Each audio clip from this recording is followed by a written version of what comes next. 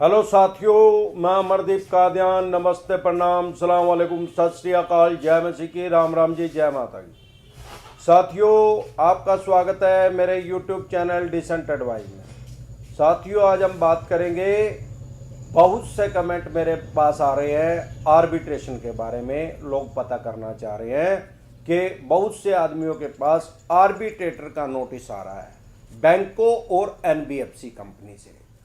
तो ये आपकी सैलरी को कैसे 50% कटवा सकते हैं। आपकी गवर्नमेंट जॉब करते हैं या प्राइवेट जॉब करते हैं, जो आर्बिट्रेटर होता है वो आदेश देके आपकी सैलरी को 50% कटवाने का आदेश दे सकता है। मतलब 50% काट के उस बैंक या एनबीएफसी कंपनी को दिया जाएगा जिससे आपने भले ही क्रेडिट कार्ड ले रखा हो, चाहे आपकी क्रेडिट कार्ड की पेमेंट ड्यू हो या पर्सनल लोन की, किसी भी तरह का लोन हो, आपका 50% आपकी सैलरी काट के उनको दे दी जाएगी और बकाया की 50% आपको मिलेगी।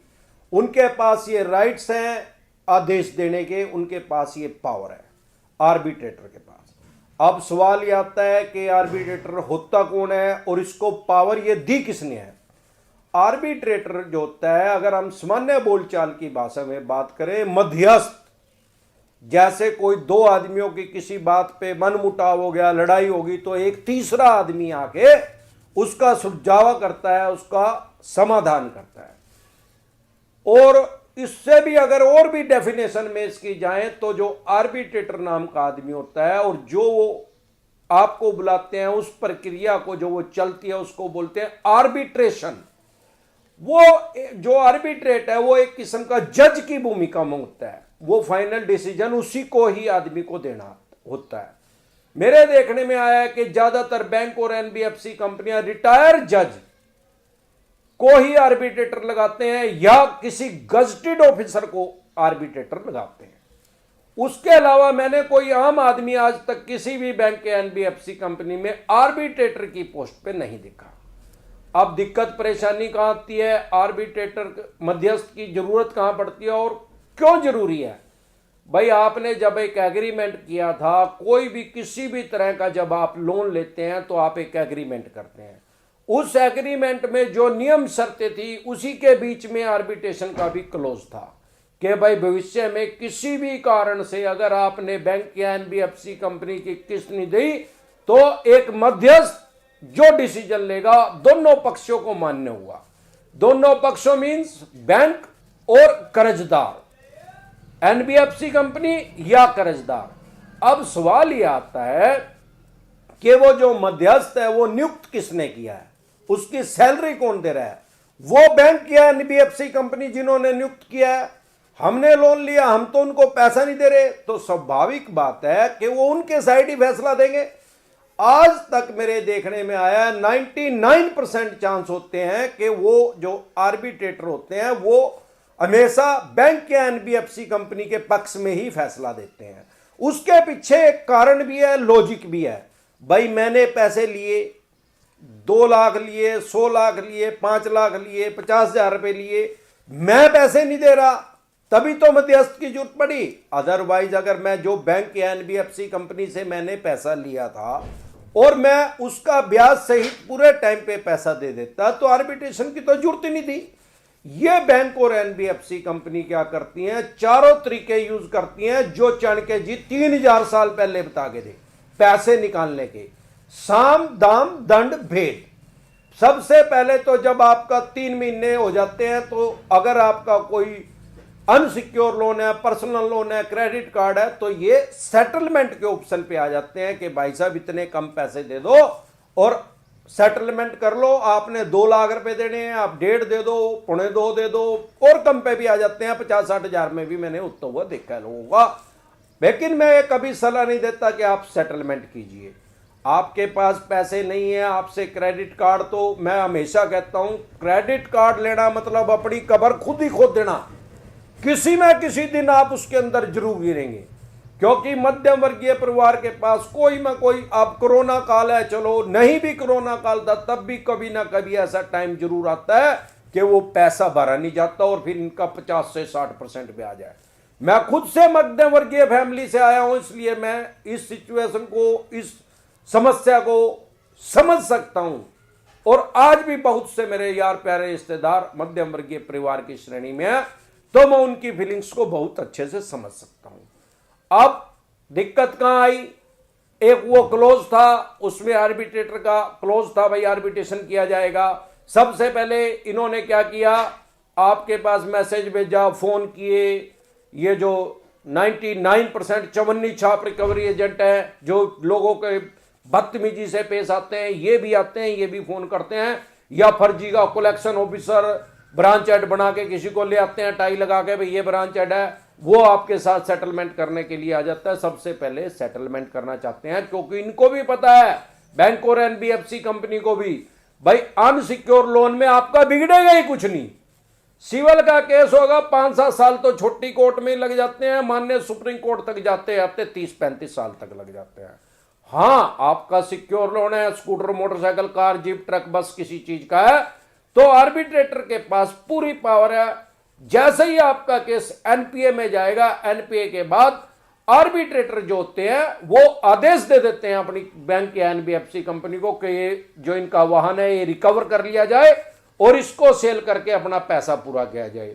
और जितने दिन वो सेल नहीं होता, जिसमें यार्ड बोलते हैं यहाँ पे उसको, जहां पे उसको वाहन को आपके रखा जाएगा, जितना उसका पर डे का किराया होगा वो भी आपसे ही चार्ज करते हैं।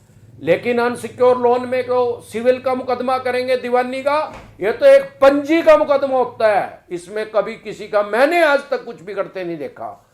टाइम इतना लग जाता है, हमारे देश में कोर्ट ही कम है, चलती रहती है तारीख पे तारीख, तारीख पे तारीख, तारीख पे तारीख। 5-4 हजार रुपये आपके लगेंगे, अगर आपसे पैसे ही नहीं दे जा रहे तो आप इनसे डरे घबराए नहीं। अब बहुत से आदमियों के पास आर्बिट्रेशन का नोटिस आ रहा है तो वो घबरा रहे हैं। ये क्या करते हैं, ये भी इनकी एक कानूनी रूप से धमकी है। बहुत से आदमियों को पास नोटिस आया, भाई आर्बिट्रेशन की फीस देनी पड़ेगी 500 रुपए, कईयों की 5,000 रुपए भी मांग रहे हैं कुछ एनबीएफसी कंपनी वाले, भाई उसकी भी फीस देनी पड़ेगी। और ज्यादातर ये क्या करते हैं, अदर स्टेट में आपका आर्बिट्रेशन करवाएंगे। अगर आप मुंबई में रहते हैं आपका दिल्ली करवा देंगे, दिल्ली रहते हैं केरला करवा देंगे, आंध्र प्रदेश रहते हैं जम्मू कश्मीर करवा देंगे, जानबूझ के आपको परेशान और हरास करने के लिए, ताकि आप इनका पैसा दे दो। अब आर्बिट्रेशन की प्रक्रिया में अगर आप, मैं तो कहता हूं आपको चले जाना चाहिए, लेकिन वहां पे आपकी कोई सुनवाई होने वाली नहीं है। सुनेंगे उस बात को वो थोड़ा इग्नोर ही करेंगे। वहां होगा क्या, आप वहां जाएंगे, अदर स्टेट में जाएंगे, 5-4 हजार रुपए तो आपके वैसे ही खर्च हो जाएंगे। वो वहां कोर्ट की तरह ही प्रक्रिया होती है, बस कोर्ट में लंबा चलता है, वो जरा शॉर्ट में है। उसमें क्या होगा, आप अपना पक्ष रखेंगे, एक बैंक का आदमी आएगा वो अपना पक्ष रखेगा, बैंक का या एनबीएफसी कंपनी का, और लास्ट में जो आर्बिट्रेटर है वो डिसीजन सुना देगा, अपना अवार्ड कर देगा। ये जो आर्बिट्रेशन लागू हुआ था ये 1996 में, 1996 में लागू हुआ था। उसमें क्या था कि 50% सैलरी तक कटवाने की इनके पास पावर थी। तो बहुत से आदमी, जो आम आदमी है, वो इसमें फंस जाते थे, उनका दम घुट जाता था। उनके पास उस टाइम तो पैसे नहीं थे, और आपको पता ही है क्रेडिट कार्ड का इतना हैवी इंटरेस्ट है कि आदमी मर ही जाएगा, इनका पैसा पूरा नहीं हो सकता अगर आपके पास पूरे पैसे देने के लिए नहीं है। तो मिनिमम अमाउंट जिसको बोलते हैं, वो मिनिमम अमाउंट ब्याज ही तो है यार, वो ब्याज ही 50-60% है, तो वो दे नहीं पाते। अब फिर क्या हुआ, अभी पिछले साल, नहीं सॉरी 21 आ गया, 2019, 9 अगस्त 2019 को इसमें बदलाव हुआ, अमेंडमेंट हुआ इसके अंदर, यानी बदलाव। वो बदलाव क्या हुआ, किसी ने हायर कोर्ट में जाके केस कर दिया कि तब तो यह था कि भाई जो डिसीजन आर्बिट्रेटर देगा वो दोनों पक्षों को मानना पड़ेगा। अब सवाल यह है कि वो तो आर्बिट्रेटर तो उसी के पक्ष में दे रहा है, बैंक और एनबीएफसी कंपनी के कर्जदार के तो पक्ष में देता ही नहीं है, तो मारा गया ना बेचारा। तो फिर क्या, किसी ने हायर कोर्ट में जब केस डाल दिया इस विषय में, तो वहां से माननीय कोर्ट के आदेश आए कि भाई ये कोई मैंडेटरी नहीं है कि आर्बिट्रेटर ने जो डिसीजन दे दिया वो दोनों पक्षों को मानना ही मानना पड़ेगा। अगर आपके साथ भी ऐसा ही कर रहे हैं, आपकी भी सैलरी कटवाने के इन्होंने आदेश दे दिया, तो आप सिविल कोर्ट में जाके इसको चैलेंज कर सकते हैं, इस पे स्टे मिल जाएगा, आपकी कोई सैलरी नहीं कटेगी। कोर्ट में जो मैटर चला जाता है हमारे देश का कानून ये कहता है कि जो भी कोई कोर्ट में किसी भी चीज का मैटर चला गया उसका फाइनल डिसीजन कोर्ट ही करेगा और किसी आदमी के पास कोई पावर नहीं है। तो इस तरह से अगर आपके पास पैसे है, आपके पास टाइम है आर्बिट्रेशन के करवाने के लिए, आर्बिट्रेटर के पास जाने के लिए, आप चले जाइए। वो ऐसा नहीं है कि आपको वहां कोई बंधक बना लेंगे। लेकिन अगर आपके पास पैसा ही नहीं है, आज आपको रसोई चलानी भी मुश्किल हो रही है, तो आप नहीं भी जाएंगे। अगर आप नौकरी नहीं करते हैं तो ये आपका कुछ भी नहीं बिगाड़ सकते, क्योंकि अगर आप बिजनेस करते हैं, कम है ज्यादा, इनको क्या पता यार किसके साथ बिजनेस कर रहे हैं, किससे पैसे ले रहे हैं, किसको दे रहे हैं, किसको आदेश देंगे आपके पैसे रोकने के, वो नहीं हो पाएगा। और आप जॉब भी करते हैं, अगर उन्होंने एक तरफा फैसला दे देंगे बस, इससे ज्यादा वो कुछ नहीं कर सकते। वो वहां से आदेश पारित कर देंगे आपकी कंपनी को, या आप जिस भी डिपार्टमेंट में सरकारी में, या भाई इसके आधे पैसे काट लिए जाए। आप सीधा सिविल कोर्ट में उसके खिलाफ केस कर दीजिए, भाई मैं नहीं मानता भाई इसको, ये तो एक तरफा कार्रवाई की गई, भाई ये तो बैंक और एनबीएफसी कंपनी के कर्मचारी हैं, ये तो इनके पक्ष में ही फैसला देंगे। तो मैं हर बार बोलता हूं, अगर आपसे किस्त नहीं दी जा रही, ईएमआई डिफॉल्ट होगी, तो ये कोई क्राइम नहीं है, ये सिविल का मैटर है। अपराध बोध से पीड़ित ना होइए, आपके राइट्स खत्म नहीं हो जाते, भले आपने 10 कंपनियों के या 10 बैंकों के पैसे ना दिए हो। आपके राइट्स, जो आपके अधिकार हैं कॉमन मैन होने के नाते, जो संविधान ने हमें दिए हैं, वो हमारे पास पूरे एज इट इज रहते हैं। तो इसी तरह की कोई भी समस्या हो, या किसी भी तरह की कोई समस्या हो आपके यार प्यारे रिश्तेदार को, उनके पास मेरी ये वीडियो शेयर कीजिए। आपको किसी तरह की कोई समस्या आ रही है, आप कमेंट कीजिए, मैं उसका डिसेंट एडवाइस दे दूंगा, डिसेंट तरीके से उसका समाधान आपको बता दूंगा कि क्या हो सकता है। आज के लिए बस इतना ही।